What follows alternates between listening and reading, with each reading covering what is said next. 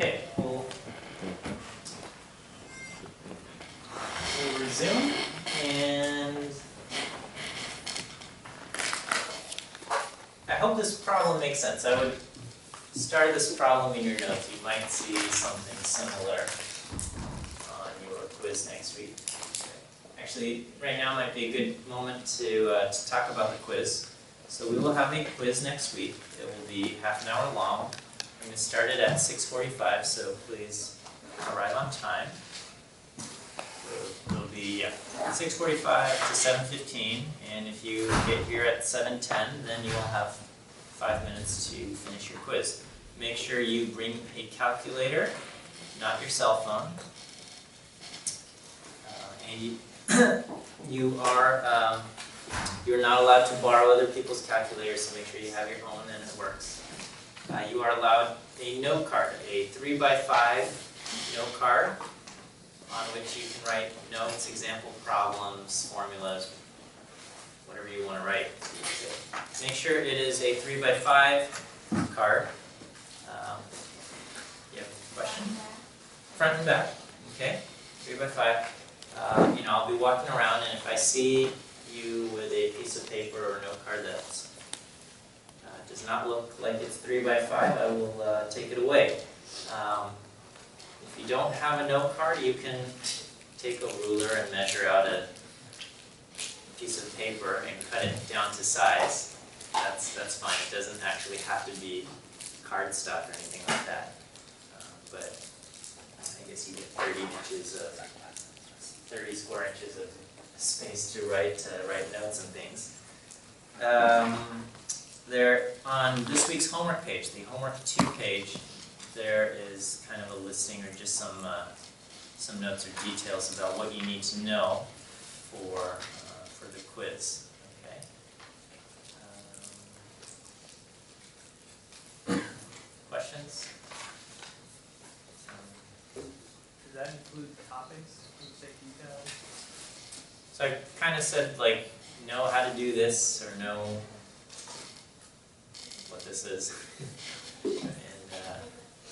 And it will cover, basically everything that I covered today and last week. So it'll say something like, if I gave you some numbers, can you find the standard deviation? And you should say yes.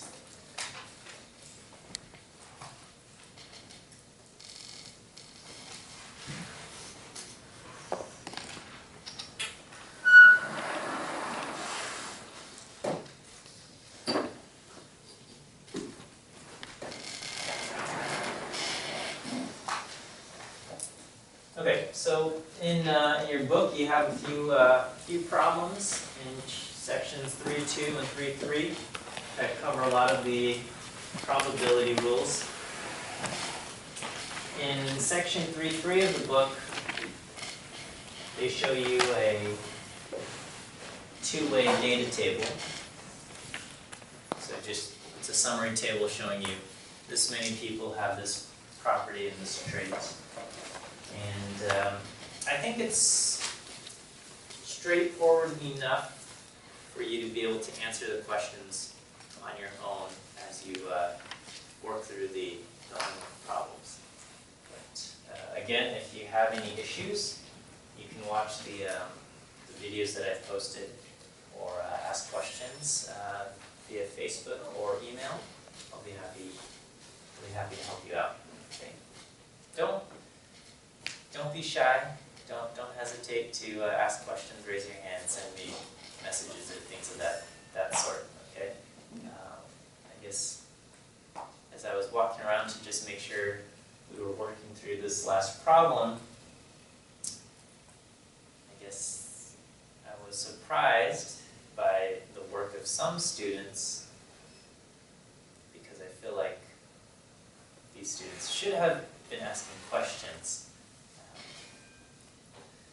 I don't know, while I was teaching or something.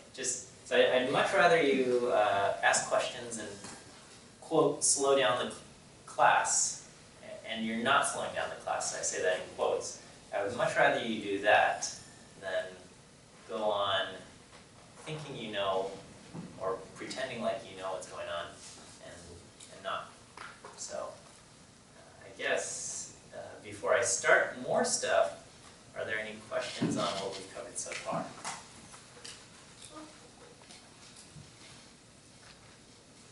Yes? I don't think it added some question in particular, but I think the difficult part for me is just reading the question Okay. and figuring out like how to write the first step up. Okay, yes, so that will be a challenging thing throughout this entire course, is that statistics is different from many of the other math classes you've taken because math classes previously generally presented you stuff in equations or variables and things already in math form, and you just work out the math continually. Statistics is all about taking kind of real-world-ish things and applying math to it. And so there's always going to be this element of reading and turning it into something that we can work. So unfortunately I've erased what was written on the board. But as you're reading, you know, whenever it says the probability of this thing is this number, that should tell you probability something equals something, right? And it's how that thing is written. If it just says the probability that someone has the mutant gene is 1%, or there's, then that means probability of mutant gene is equal to 1%. It might not be written that way. I think what I had written was there is a 1% chance that a random person has the mutant gene. Okay? So there is, I guess, a little bit of reading and trying to understand what that says. So if it says there is a 1% chance, usually that would also tip off that we're talking about some kind of probability. And then there's the question of, you know, what goes inside? Is it, you know, do I write probability of mutant gene, or is it probability of detection given a mutant gene?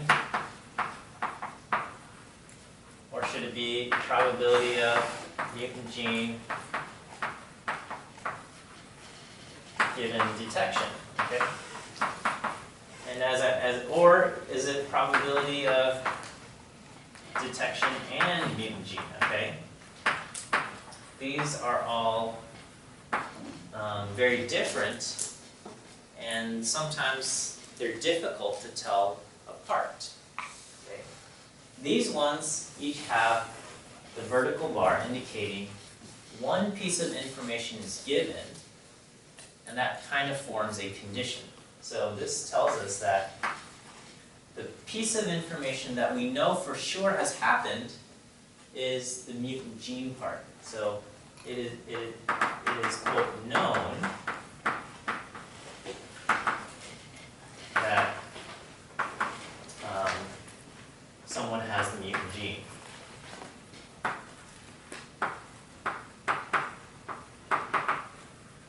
The part that is uncertain is whether this person is detected or not. There's a 95% chance that he'll be detected, 5% chance that he won't be. Okay, so we'll say 0.95 probability of detection in this case.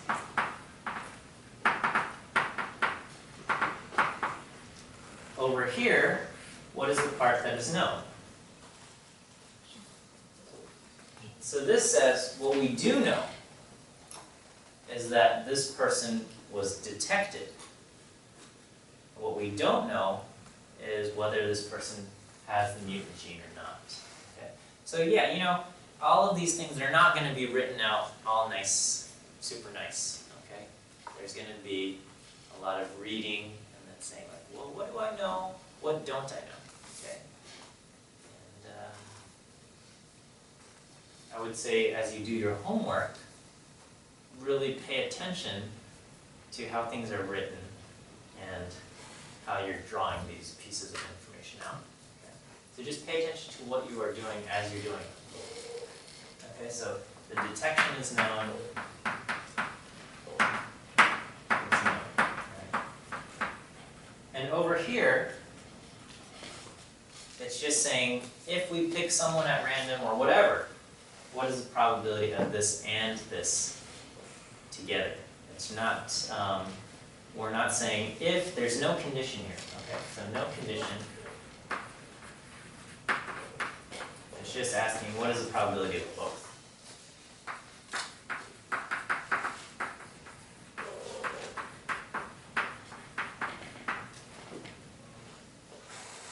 So I hope that helps a little bit, okay? And I know this is, it's still probably not enough to cover everything, okay? There's, reading, yeah, there, I don't want to say reading comprehension, but there's just something that, I guess there's an unteachable element of just reading and pulling out these pieces of information that, well, maybe not unteachable, but it's a little bit difficult. And I think the best way for you to improve is through practice and doing problems. All right, we're going to keep going on in chapter 3. We're going to cover what we call random variables.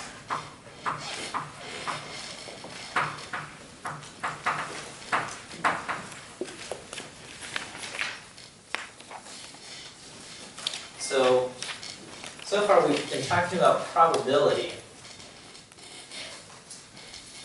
and we talk about the probability of some event happening. So we say, what's the probability of this thing happening? Well, sometimes when we do a random experiment or do something with a random outcome, the outcomes themselves, there might be multiple possible outcomes, and the outcomes themselves can be represented by a number. And in these scenarios, we would say that outcome can be expressed as a random variable. So a very simple example would be, I can roll a die, and that die can land on 1, 2, 3, 4, 5, or 6. And so the outcomes of a die roll can be a random variable with the possible outcome values of 1 through 6. So a random variable is the outcome to a random experiment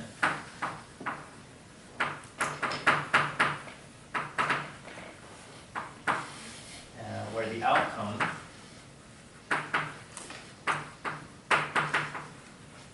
is expressed as a number.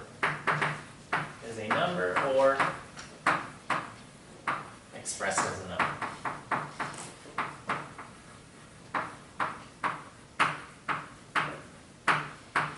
Okay, so a very simple example is we roll a die. The outcome is the face of the die. And so we'd say our random variable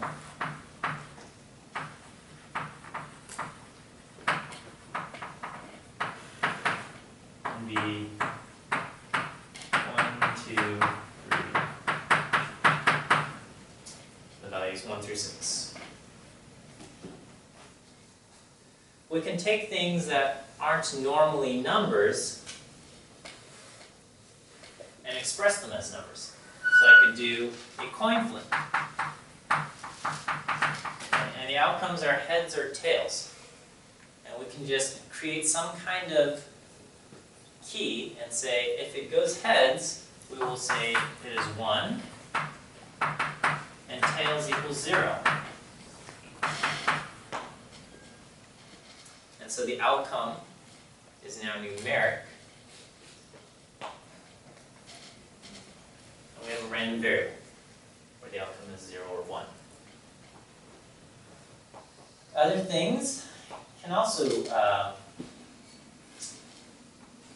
give us random variables. I can say, I pick a person at random.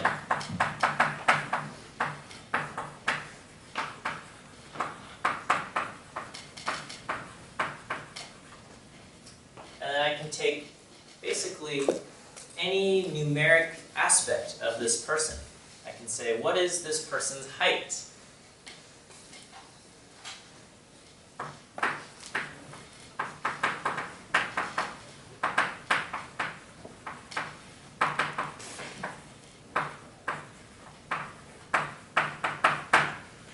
And that would be a random variable. Because there is a random experiment, which is selecting a person at random. But the outcome isn't the person we've selected. The outcome is the height of the person we've selected. So that outcome is just a number, and therefore it's a random variable. Is this concept of a random variable okay? So we're doing these random things, we're getting numbers as a result, okay? Or, if we have the die roll, another good example of a random variable would be, I roll 2 dice, and I'm looking at the sum of those 2 dice, okay? So I don't know where I can write this, but I'll say another one, we've rolled 2 dice, and then the outcome that we are looking at is the sum of the dice. Okay. So we're doing something with some random, unpredictable aspect to it, a random experiment, but the outcome that we're looking at is just a number. Okay? We're not interested in anything else but just this numeric outcome.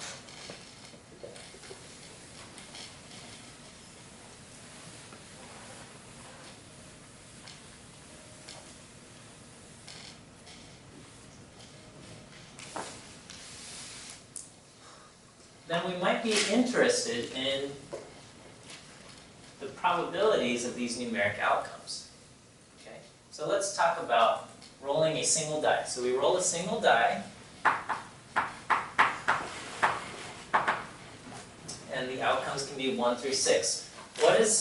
So we might say some random variable, capital Y would be the random variable, is the outcome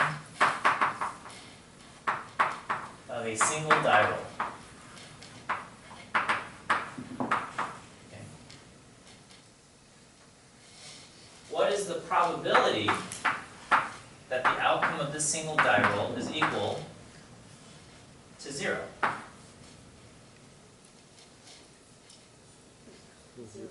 0. There is no probability or no possibility that the outcome to a single die roll is 0. It has to be 1 through 6. What is the probability that y equals 1? 1 out of 6. And the probability that it equals 2, also 1 out of 6, so on and so forth, up to the probability that y equals 6, that is also 1 out of 6, and the probability that y equals 7 would be 0. Okay? What's the probability that y equals 2.3? 0. Okay, good. And so we would have, I can summarize this, and this we would write the outcome, or we would, if we're talking about the individual outcomes, we use the lowercase y. Okay, so capital Y is the variable itself. The outcome that it actually takes on is little y, and we would say the probability that the variable y takes on the value little y. And I would list out 1, 2, 3, 4, 5, 6, and I would say each of these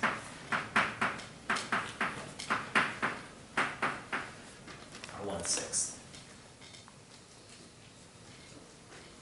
So this would be a probability distribution for the possible outcomes of a die roll.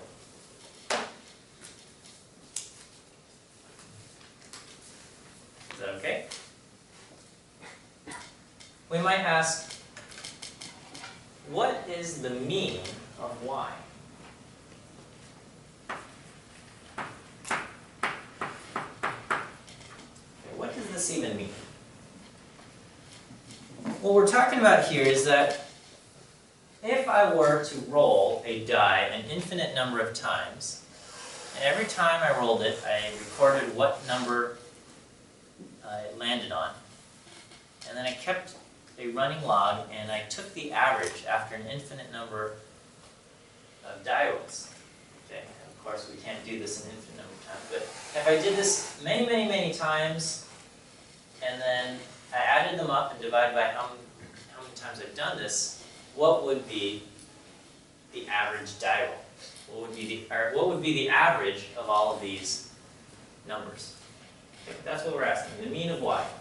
And the symbol that we use for the mean of y, because y is a random variable, we use the Greek letter mu. Okay, this is the equivalent of the letter m in our Latin alphabet. The Greek letter is mu. Looks kind of like a U with a tail in the front. And that would be our mean of y. This is different from the mean of a sample, which had what symbol? Y bar, okay? Y with a bar over it. So the mean of a sample, it has y bar. The mean of a random variable would be mu. Okay. Well, the mean of a random variable is defined by this formula. We take the actual value of each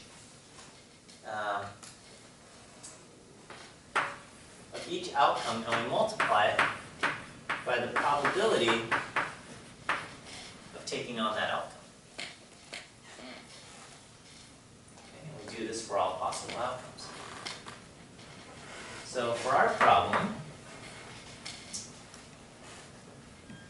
y can take on the value 1. And what's the probability that it takes on the value 1? 1 out of 6. It can take on the value 2. And I multiply that by 1 out of 6. And I do this for all possible values.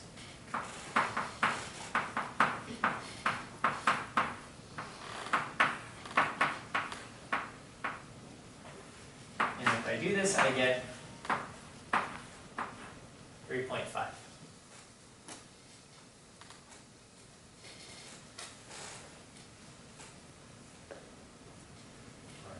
It's 21 out of 6. Yeah, 3.5. And so this is the mean die roll. Okay. If I roll a die, will I ever actually see 3.5?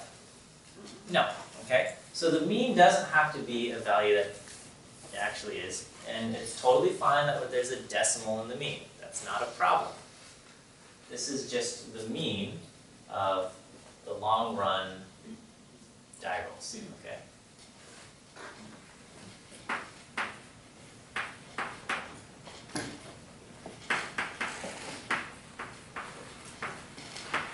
Long run.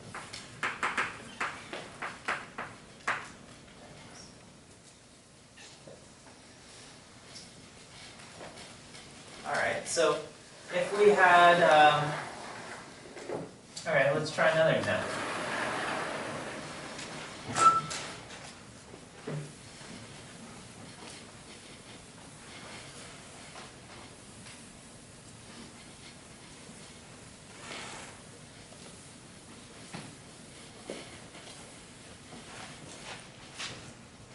So the mean of that probability distribution was just the sum of those, and there was nothing to it. It's the sum product of each outcome times the probability of taking on that outcome. Okay.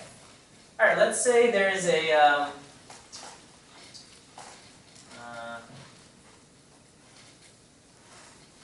okay. So right now, McDonald's is doing their Monopoly game, okay, which is like my favorite time of year. Because I love McDonald's and I love winning prizes. But who doesn't, right? Everybody loves this, okay. Well, maybe not everyone loves McDonald's, but let's see. Okay.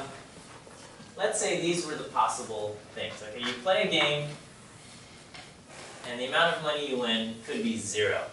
Okay, let's say this happens quite a bit. Okay, let's say the probability of this happening is 80%.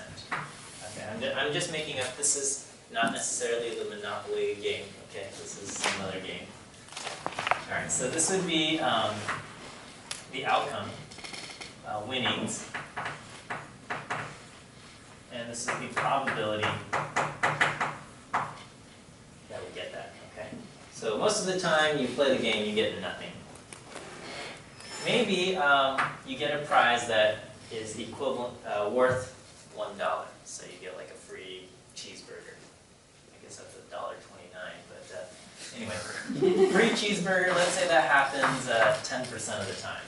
Okay, and maybe they give you a prize that's worth $3. 8% of the time, and a prize that's worth $7.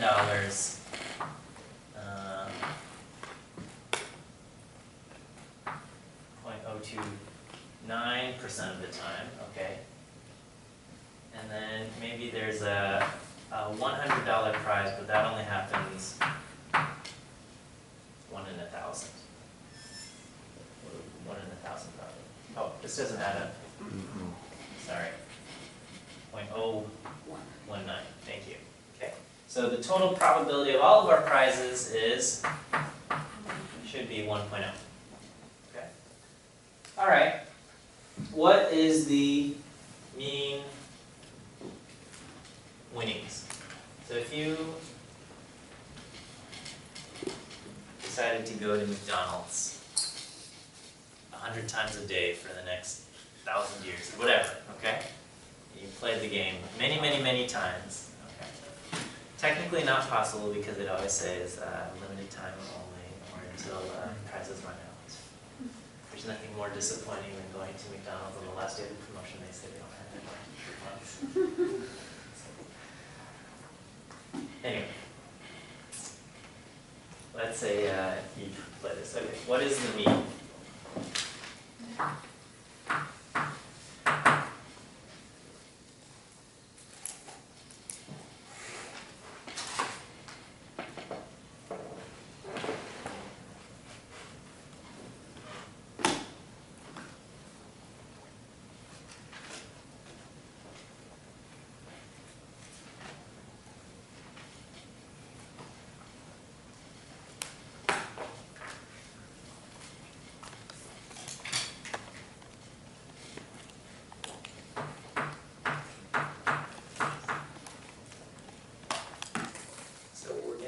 Can I screw that in?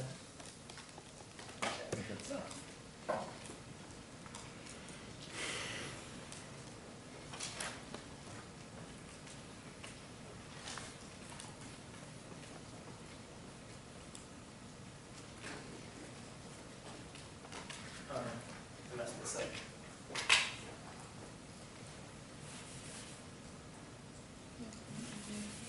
0.573, right? That's good.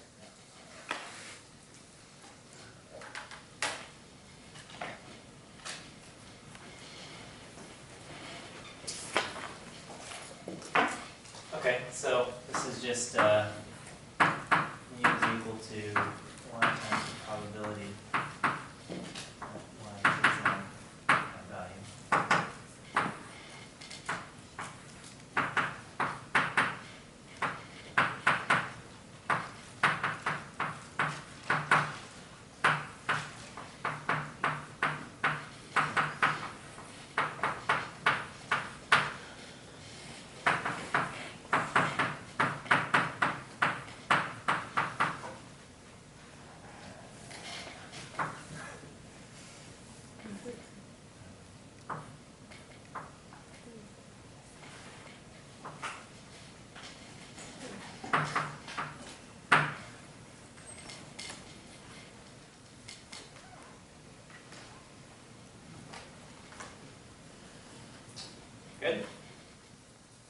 So if you were faced with something like this on a quiz next week, sorry, I hope that didn't throw anyone off.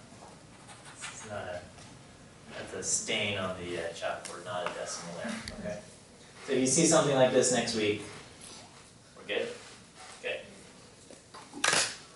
Okay, somebody might ask about the variance of the prizes, okay? So let's talk about variance here. Let's say, so McDonald's has this one, right?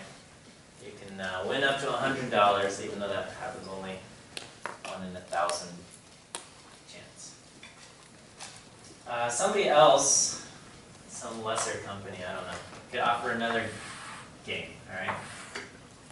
And you walk away either with $1 prize, but this happens a lot. It happens with probability 0.573, and this happens with probability 0.427.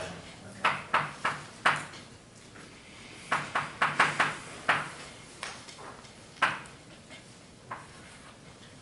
Alright, and so what's the mean winnings in this game? 0.573. 0.573, right? Okay, so I hope this is easy to see. Okay, so the question is, so both of these games give you the same mean winnings, alright? In one game, the most you'll win is $1, but it happens quite often. It happens 57% of the time. And in the other game, you might win $100, but it only happens 1 in 1,000 times. Okay? Which game would you prefer to play? $100. I guess it depends on your personality, right?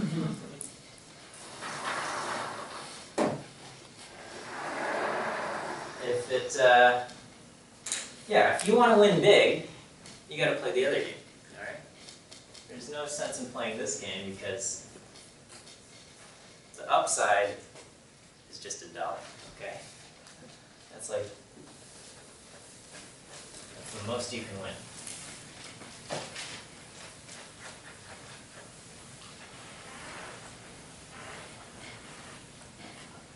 So what we can look at is the variance of this random variable. The variance or the standard deviation. We can get an idea of the spread of the different values.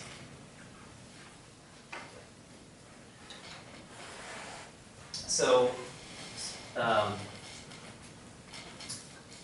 what is the definition of the standard deviation? Or not definition, but what's an idea of the standard deviation? Yeah, typical distance from the mean.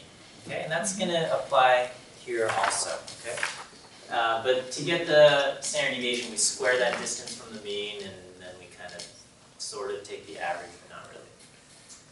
We do that right here. Okay. Let me first define variance. Okay, so variance is sigma squared, and then so that means the standard deviation is just sigma.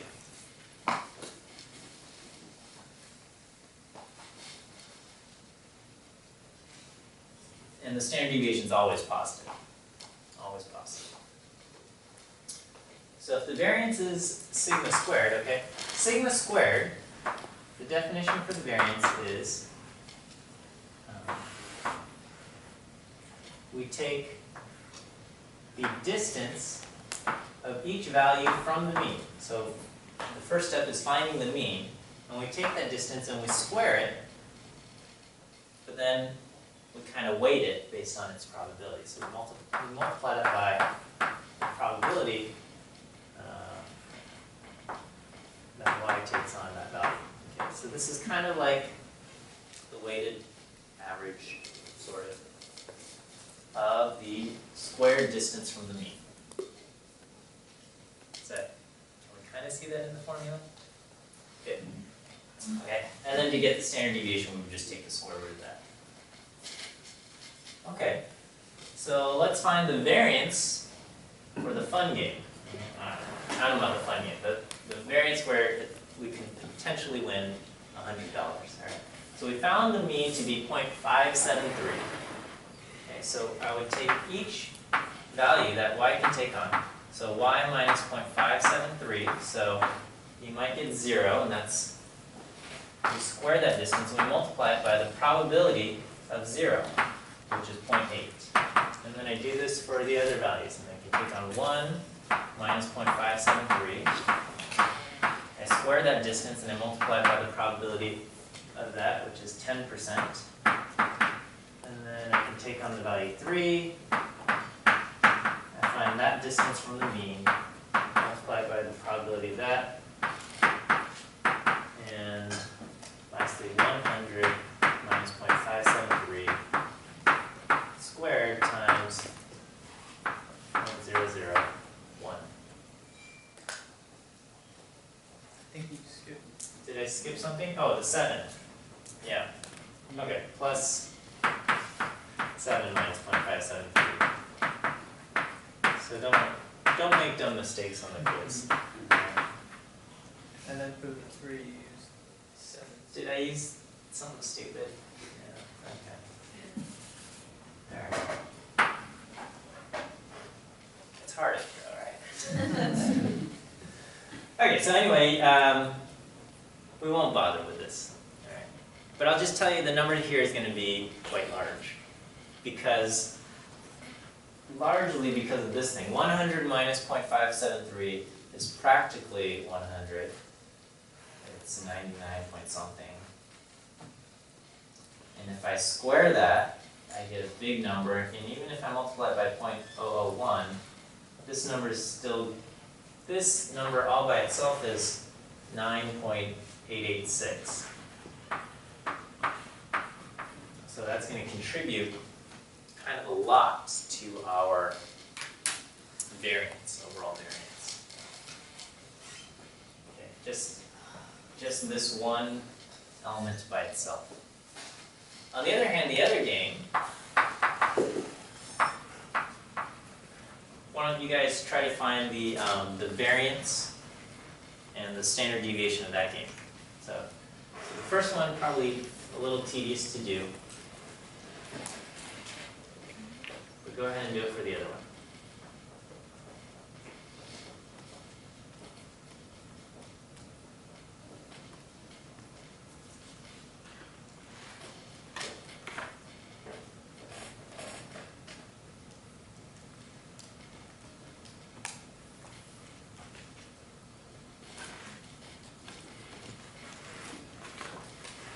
So I got my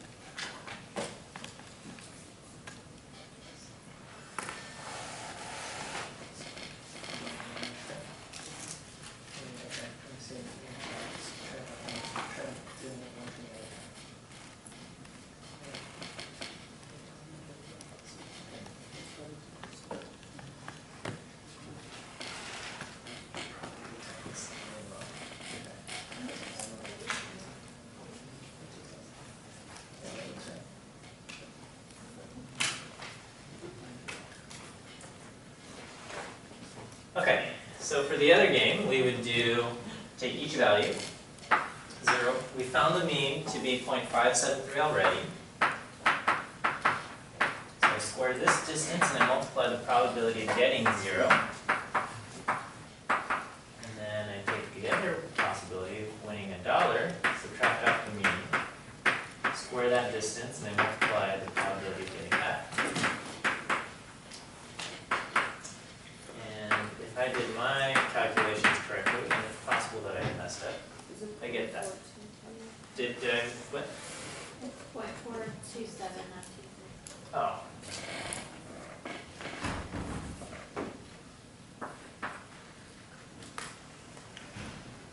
I'm a mess. Okay. Is that good? Okay, so we can do finding the mean, finding the standard deviation. Alright, so you have some exercises in your homework. So random variable again is any kind of outcome to a random experiment, whether it's playing a Monopoly game at McDonald's or whatever it might be, where the outcome can be expressed numerically.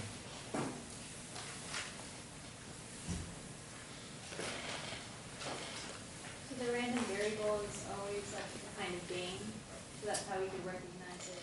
If we see- Kind of game? Yeah, is it, It's- how do we distinguish? It's not always going to be a game, okay? I think, well, the two random experiments I did so far was rolling a die and then playing Monopoly, but it's not necessarily a game, it's just any kind of random thing. It could be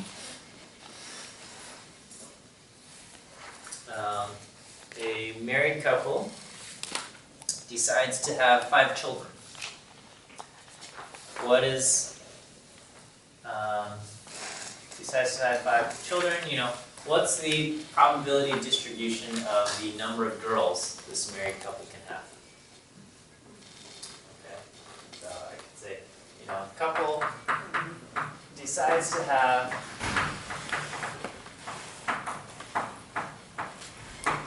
5 children. Alright, and then we can ask, what is the probability, what is the probability distribution of the number of girls?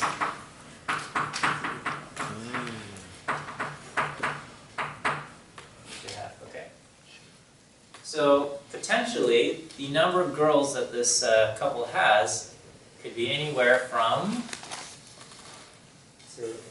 0 to 5. They could have 5 kids and they could all be 5 boys. Or they could have 5 children and all 5 are girls. Or anything in between. Okay, so the number of girls, in this case,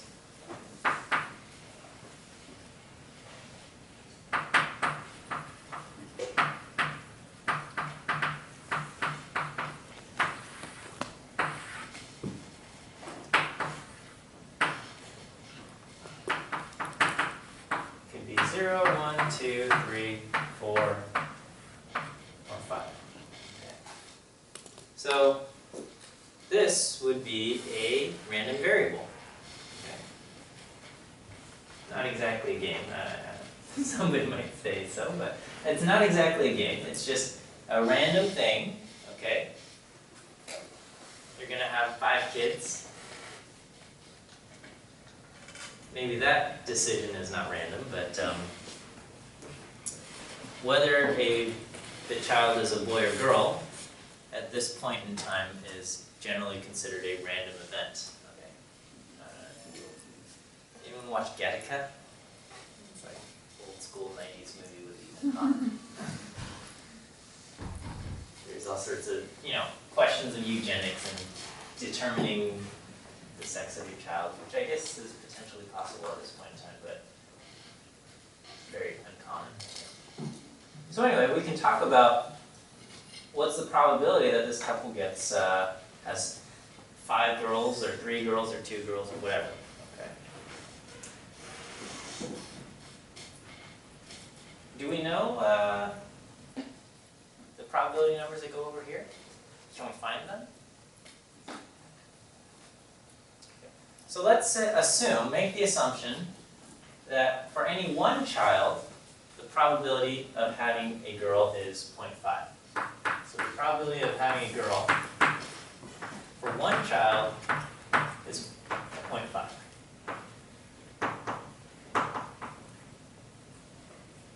It's actually not this. It's like 0.48 or something.